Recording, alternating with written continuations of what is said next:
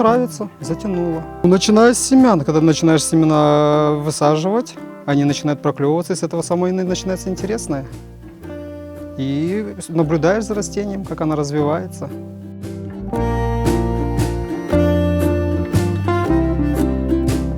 Особенность только одна, то что она одноцельная. Получилось внутри, нету никаких перегородок, ничего. И выше то, что она высокая, и климат совсем другой получается. В низких она, когда выходит солнце, или наоборот, когда холодно, быстро остывает. В большой же, естественно, она дольше будет остывать намного.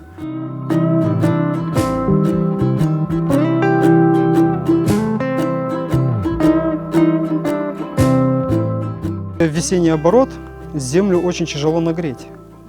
Очень тяжело, это очень проблема. Из-за этого, если я буду высаживать маты, то есть мат, какая будет температура в площади всей, также и будет и мат температуры.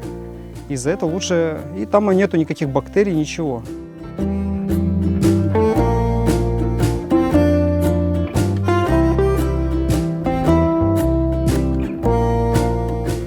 Посынкование это, то есть здесь идет усы, их надо убирать. Есть пасынок, вот он пасынок. С этого пасынка получается вот такой куст. Если я его, то есть, оставлю, он будет расти вместе с кустом. Он будет одинаковые вот эти кусты. Он будет тоже ускоряться и будет тоже плодоносить.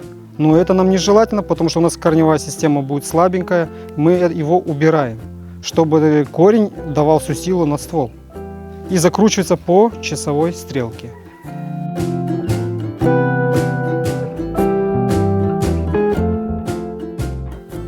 Первые нижних 2 листа каждую неделю. Будет куст развиваться быстрее, лучше, и будет проветриваемость. Самое главное – проветривание.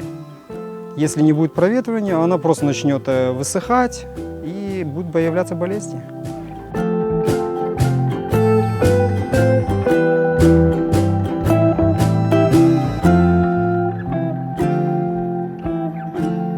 У нас проблема единственная здесь – это у нас вода.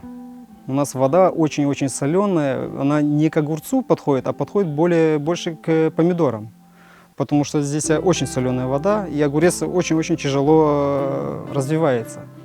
За это приходится собирать дождевую воду и пускать в оборот.